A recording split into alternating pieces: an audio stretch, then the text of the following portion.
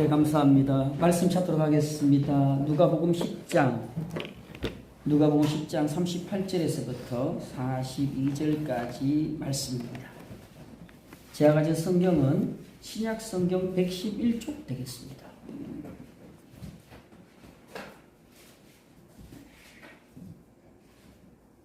제가 읽도록 하겠습니다. 그들이 길 갈 때에 예수께서 한 마을에 들어가시매 마르다라 이름하는 한 여자가 자기 집으로 영접하더라. 그에게 마리아라 하는 동생이 있어 주의 발치에 앉아 그의 말씀을 듣더니 마르다는 준비하는 일이 많아 마음이 분주한지라. 예수께 나와 이르되 주여 내 동생이 나 혼자 일하게 두는 것을 생각하지 아니하시나이까. 그를 명하사 나를 도와주라 하소서. 주께서 대답하여 이르시되 마르다야 마르다야 내가 많은 일로 염려하고 근심하나 몇 가지만 하든지 혹은 한 가지만이라도 족하니라. 마리아는 이 좋은 편을 택하였으니 왜 아끼지 아니하리라 하시니라. 아멘. 예, 3월의 두 번째 주일 사순절 네 번째 주일입니다. 봄이 왔는데 또 겨울이 온 것 같습니다. 건강에 유의하시기를 바랍니다. 마르다와 마리아와 관련된 이야기입니다. 마르다와 마리아와 관련된 내용은 요한복음 11장과 12장에 보면 아주 많이 나옵니다. 여러분 요한복음 11장 한번 펴보시면 이렇게 되어 있어요. 어떤 병자가 있으니 이른 마리아와 그 자매 마르다의 마을 베다니에 사는 나사로라. 11장 2절 이 마리아는 향유를 주께 붓고 머리털로 그의 발을 닦던 자요. 자, 요한복음 11장 5절 예수께서 본래 마르다와 그 동생과 나사로를 사랑하시더니 이렇게 있습니다. 마르다와 마리아는 우리가 잘 알고 있는 성경 인물입니다. 각 복음서마다 기록의 차이는 있지만 전반적으로 마리아는 예수님의 머리에 향유를 부은 일로 예수님의 죽음을 준비한 행동으로 성경은 말하고 있습니다. 자, 찾겠습니다. 마가복음 14장 8절 찾으셨어요? 마가복음 14장 8절. 자, 우리 함께 읽겠습니다. 시작. 그는 힘을 안 찾으셨어요? 마가복음 14장 8절. 마가복음은 누가복음 앞에 있습니다. 마가복음 14장 8절. 자, 읽겠습니다. 시작. 그는 힘을 다하여 내 몸에 향유를 부어 내 장례를 미리 준비하였느니라. 아멘. 요한복음에서도 그렇게 말합니다. 그를 가만히 두어 나의 장례할 날을 위하여 그것을 간직하게 하라. 이렇게 마리아가 예수님의 향유를 부은 이 부분에 대해서는 여러 복음서에서 등장을 합니다. 자, 오늘 본문은 예수님께서 제자들과 함께 길을 가시다가 어느 마을에 들어가셨습니다. 공교롭게도 누가복음 10장은 뭐부터 시작하냐면은 70명의 전도대를 파송하는 걸로 시작을 합니다. 70명의 전도대 파송이 있고 사마리아인에 대한 비유가 있고 그 다음 예수님의 이 행동이 나오는데요. 예수님께서는 제자들과 함께 이곳 저곳을 다니면서 복음을 전하시고 또 병자들을 고치시고 귀신을 쫓는 그러한 사역을 하셨습니다. 선교 사역을 하셨죠. 예수님과 제자들은 이 마을 저 마을 다니면서 복음을 전하시고 말씀을 전하시다가 마르다가 살고 있는 동네에 도착하셨습니다. 마르다는요, 이미 예수님이 어떤 분인지 알고 있는 것 같아요. 그래서 예수님이 오시자 그 동네에 그 집이 마르다 집만 있겠습니까? 수많은 사람들의 집이 있었겠죠? 그런데 마르다는 예수님을 자기의 집으로 모십니다. 그리고 예수님과 함께한 일행들을 위하여 준비를 합니다. 뭘 준비했을까요? 음식을 준비했을 것이고 또 잠자리를 준비했겠죠. 예수님은 늘 하시던 대로 마르다 집에 가서도 동네 사람들을 모아두고 말씀을 선포하셨습니다. 자, 오늘 본문이 우리가 오해하게 하는 부분이 하나 있는데요. 뭐냐면은 마리아는 신앙이 좋은 사람, 마르다는 신앙이 별로 안 좋은 사람. 마르다는 마리아를 질투하고 불평하고 그래서 예수님으로부터 꾸지람을 듣는 사람. 그렇게 우리는 이해를 합니다. 물론 이런 부분이 없지는 않지만 이 마르다의 신앙도 굉장합니다. 가장 먼저 오늘도 보십시오. 본문에서 예수님을 미리 알아왔어요. 아, 저분이 누구시다. 그럼 무슨 말입니까? 마르다는 예수님에 대한 소문을 이미 듣고 있었어요. 여리고성에 있는 기생 라합처럼. 기생 라합이 이스라엘 백성들을 하나님이 어떻게 인도했는지를 들었던 거예요. 듣고 어떻게 합니까? 여리고성에 정탐꾼이 왔을 때 쉽게 말해서 기순하는 거예요. 당신들 쳐들어올 때 우리 좀 살려달라는 거죠. 그리고 그 정탐꾼들을 보호해 주잖아요. 이미 들었다는 말이에요. 마르다도 마찬가지입니다. 예수님에 대한 소문을 이미 들었습니다. 예수님에 대한 소문을 듣고 그래서 자기 집으로 모신 거예요.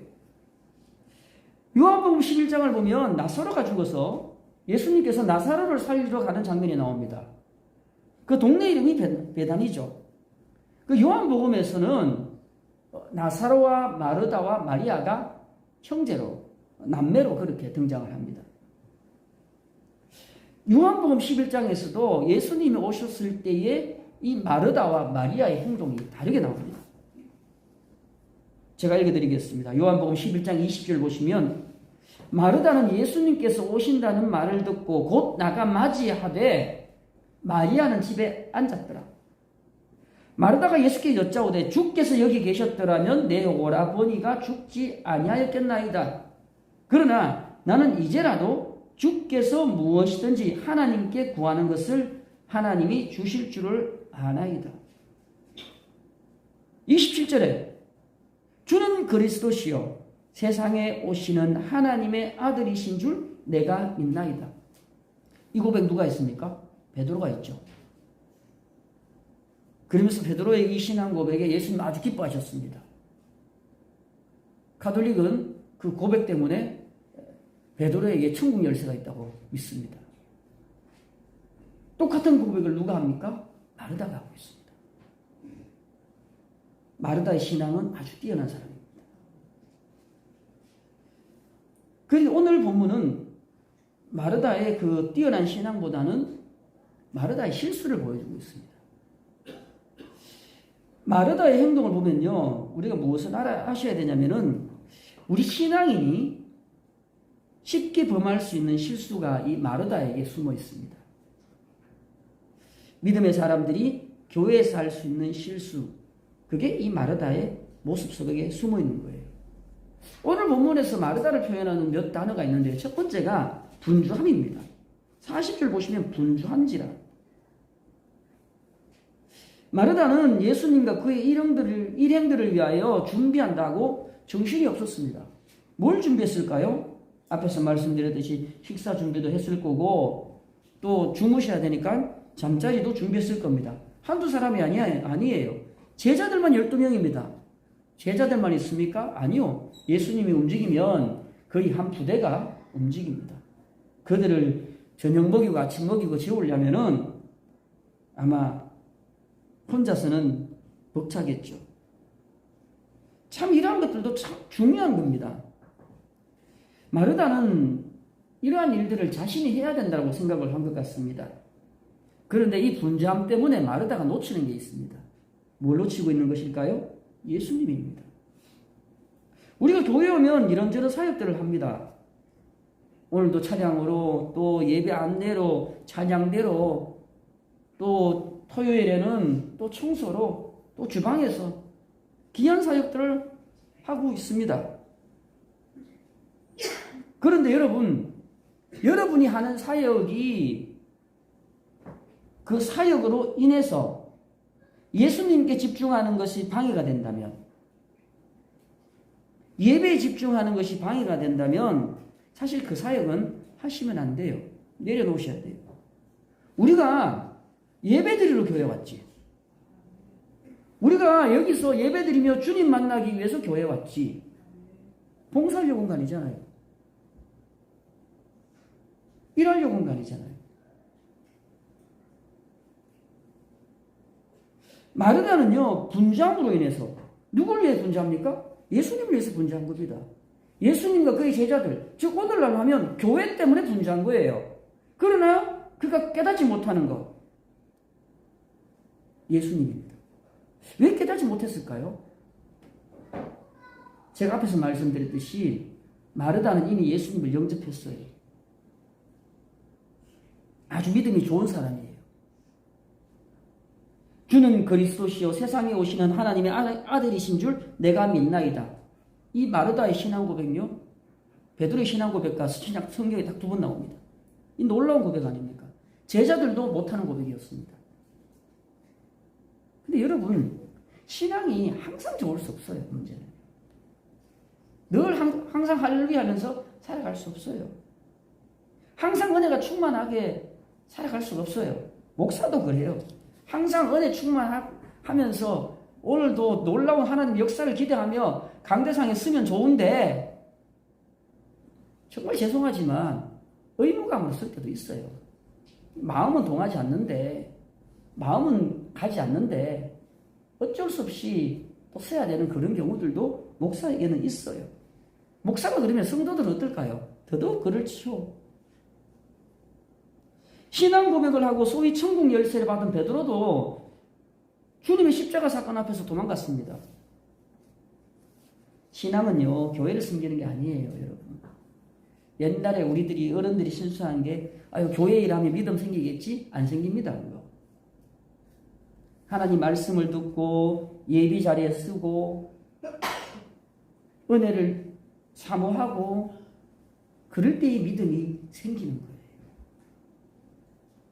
두 번째로 이 마르다를 표현하는 구절이요, 40절인데요. 보면 나를 도와주라 하소서.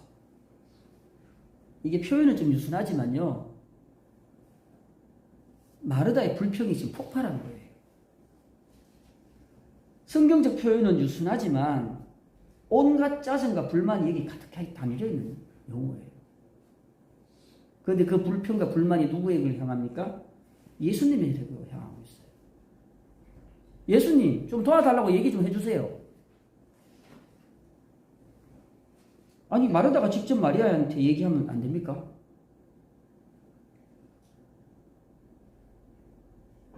마르다는 예수님을 집으로 영접했지만 예수님보다는 섬기는 일에 집중을 했습니다.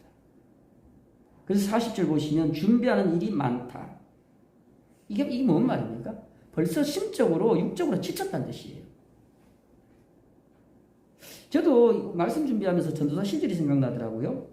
정말 한 달 내내 교회 전도잔치 있고 하면 토요일 날 12시에 넘어서 집에 들어갈 때가 허다했습니다.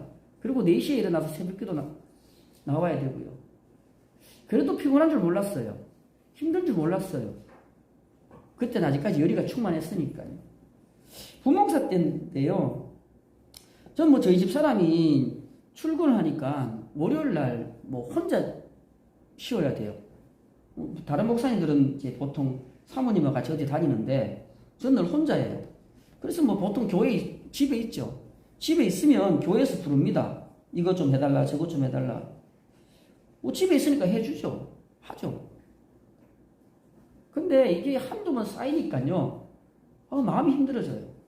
그럼 주일, 월요일 날 집에 사택에 있으면서 교회가 멀리 있는 것도 아니고, 다마나 사이의 교회인데, 잠깐 나가서 교회에 누가 손님 왔다, 이렇게, 사무관사가 월요일 날 출근하는데, 목사님 이것 좀 해주세요. 그러면 가서 할 수 있는데, 마음이 힘들어져 버리는 거예요, 자꾸. 뭐예요? 신앙이 자꾸 이제 힘들어지고, 깎아먹고 있다는 거예요. 마르다는요, 예수님을 섬기는 일이 가장 중요한 일이라고 생각했습니다. 그런데 과연 예수님이 그렇게 하라고 하신 걸까요? 아니요, 본인이 그렇게 했어요. 본인이 판단이고 본인의 생각이었어요. 이걸 오늘날 소위 말하면 자기 만족감으로 교회를 섬기는 성도들이 있습니다. 자기 만족을 위해서. 마르다는 예수님의 생각이나 의중보다는 자기 생각이 앞섰어요. 자기의 만족이 앞섰어요. 근데 흔히 교회 안에서 그런 경우들이 참 많이 있습니다. 예수님, 하나님의 뜻보다는 내 마음이 이거 해야 돼. 내 만족감. 예수님께 집중하지 않음으로써 오는 모든 사역은요, 여러분 시험에 들 수밖에 없어요. 상처가 생길 수밖에 없어요. 왜요? 제가 지난주에도 말씀드렸고 지지난주에도 말씀드렸지만 교회를 위한 교회 아닙니다.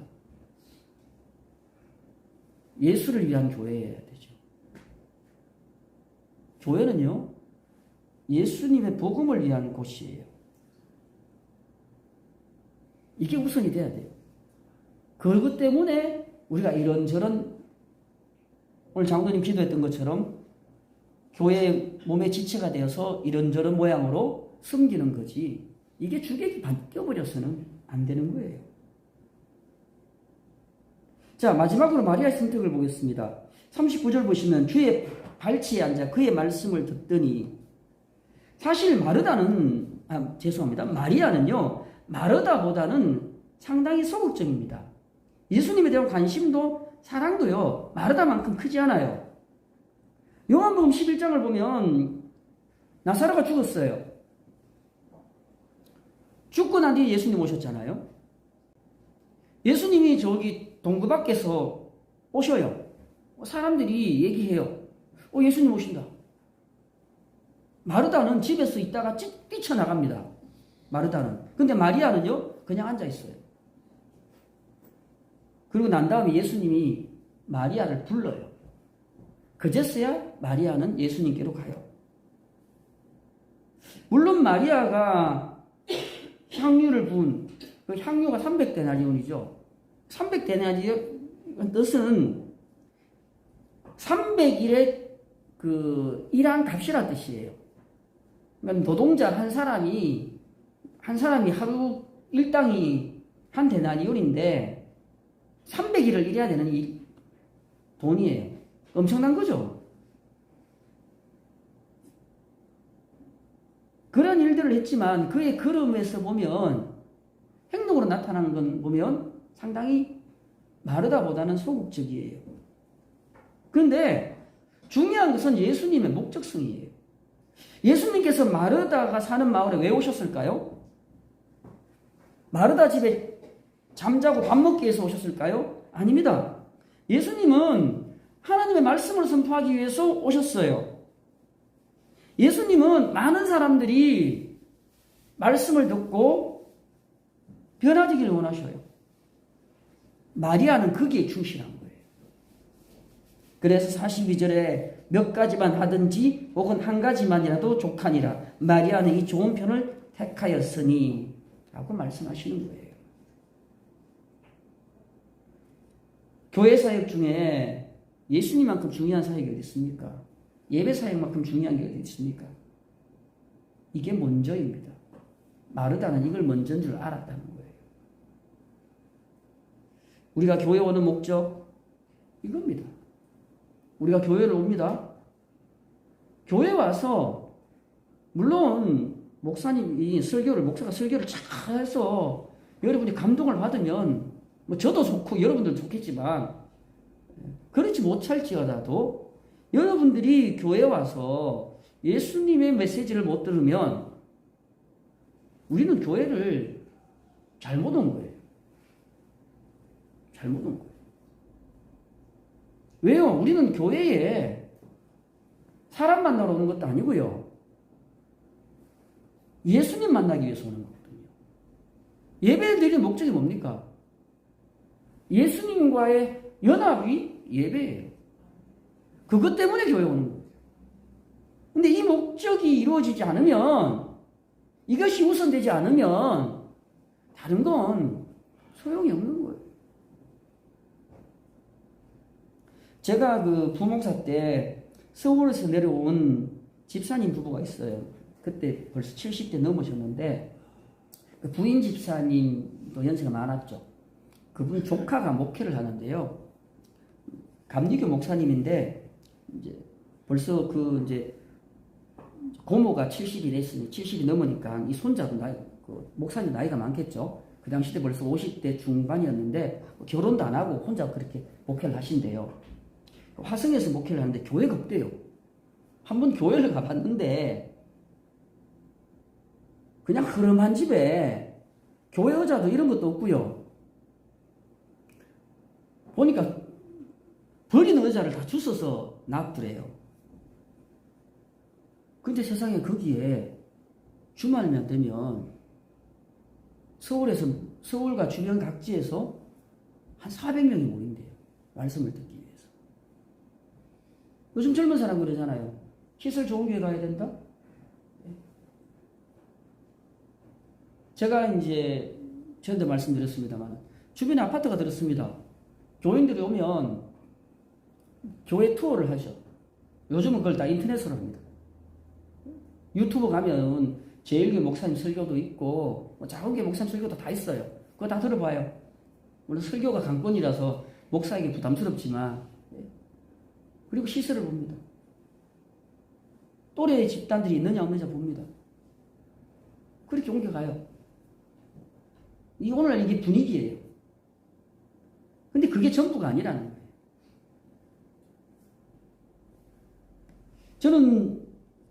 저도 마찬가지고요.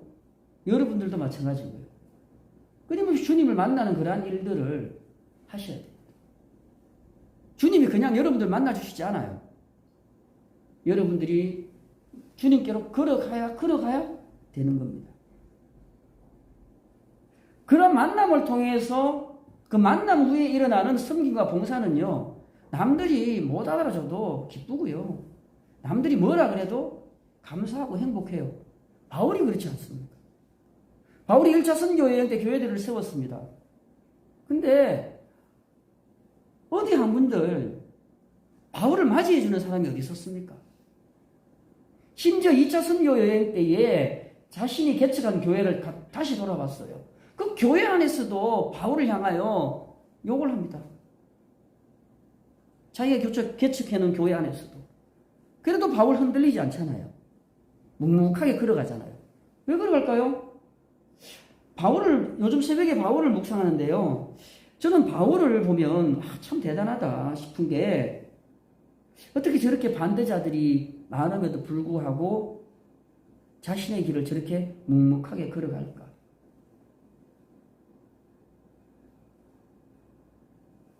2차도 그렇고 3차도 그렇고요. 바울이 그럴 수 있는 이유는 딱 한 가지예요. 예수님에 대한 분명한 소명이에요. 예수님 이거 주신 거야. 이건 예수님께 받은 사명이에요.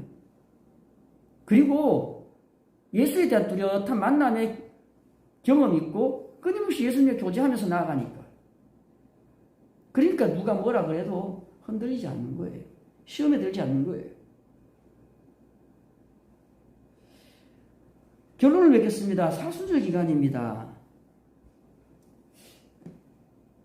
제가 이제 이래저래 교회들을 한 번씩 가면 사순절 되면 다 현수막을 걸어놓고 제가 아는 목사님은 사순절에 지켜야 될 일들을 현수막에 적고 하죠. 저는 지금까지 와서 사순절에 현수막을 한 번도 걸어본 적이 없어요. 지금도 걸어놓지 않잖아요.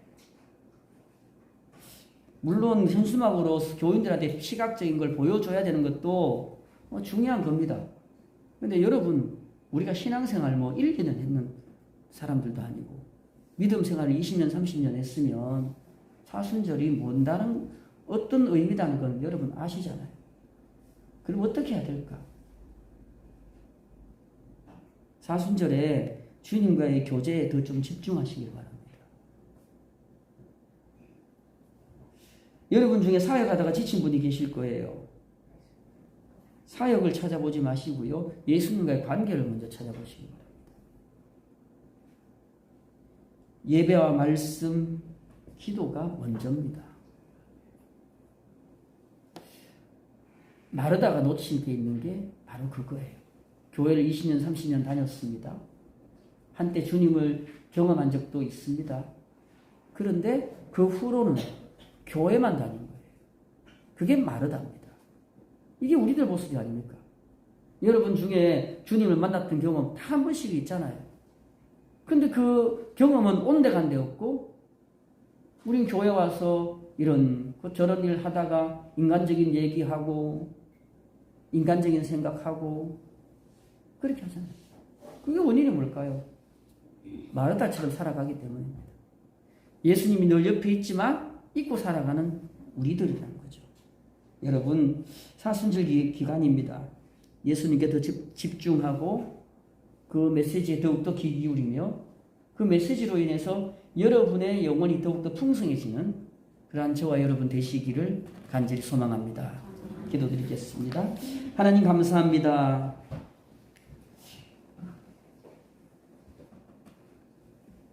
늘 주님께 예배드리며 오랫동안 신앙생활 했지만 때로는 주님을 놓치고 살아갈 때가 많습니다. 마르다처럼 주님이 먼저가 아니라 사역이 먼저였던 적도 참 많이 있습니다. 때로는 주님께 집중하는 것을 놓쳐버리고 사역이 신앙으로 생각하면서 살았습니다. 주님 용서하여 주시옵소서. 오직 주님께 집중할 수 있는 그런 믿음 주시옵소서. 사순절 기간입니다. 주님 말씀 가운데 쓰며 주님과 더욱더 교제하며 나아가는 우리들 되게 하옵소서. 예수님 이름으로 기도드립니다. 아멘. 찬송가 412장입니다.